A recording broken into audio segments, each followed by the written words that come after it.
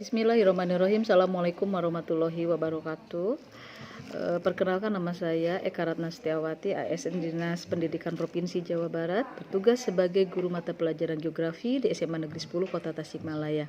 Pada kesempatan kali ini saya ingin menyampaikan materi geografi di kelas 11, yaitu mengenai potensi dan persebaran sumber daya pariwisata di Indonesia. Baiklah, kita mulai dari pengertian pariwisata.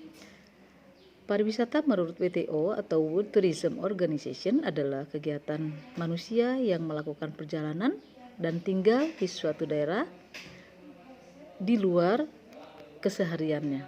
Sedangkan menurut Undang-Undang Nomor 9 Tahun 1990 tentang kepariwisataan, itu dibagi menjadi dua definisi. Yang pertama wisata, yang kedua adalah pariwisata. Nah, wisata adalah kegiatan perjalanan sebagian dari kegiatan tersebut yang dilakukan secara sukarela dan bersifat sementara untuk menikmati objek wisata. Sedangkan pariwisata adalah segala sesuatu yang berhubungan dengan wisata, termasuk pengusahaan objek dan daya tarik wisata serta usaha-usaha yang terkait di bidang tersebut. Baiklah, berikutnya adalah jenis pariwisata. Menurut Undang-Undang Nomor 9 Tahun 1990, jenis pariwisata dibagi ke dalam 3 bagian. Yang pertama, menurut objek wisatanya. Yang kedua, menurut asal pengunjungnya. Yang ketiga, menurut tema dan bentuk objek wisatanya. Menurut objek wisatanya, pariwisata dibagi ke dalam 2 bagian. Yang pertama, objek ciptaan Tuhan, yang kedua adalah objek hasil karya manusia. Sedangkan menurut asal pengunjungnya dibagi ke dalam 3. Yang pertama, wisata lokal yang asal pengunjungnya dari wilayah sekitar. Yang kedua adalah wisata nasional yang asal pengunjungnya lintas provinsi. Yang ketiga adalah wisata internasional yang asal pengunjungnya itu lintas negara.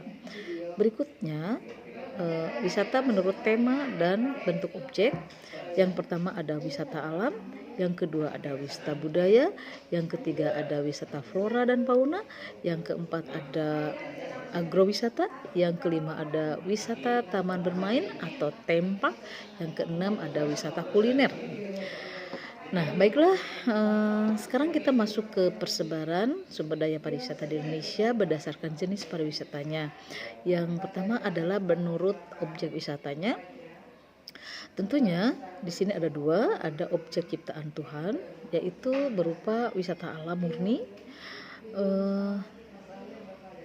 Di Indonesia banyak sekali objek wisata alam yang sangat indah tentunya, baik itu berupa pegunungan, bukit, danau, sungai, lautan,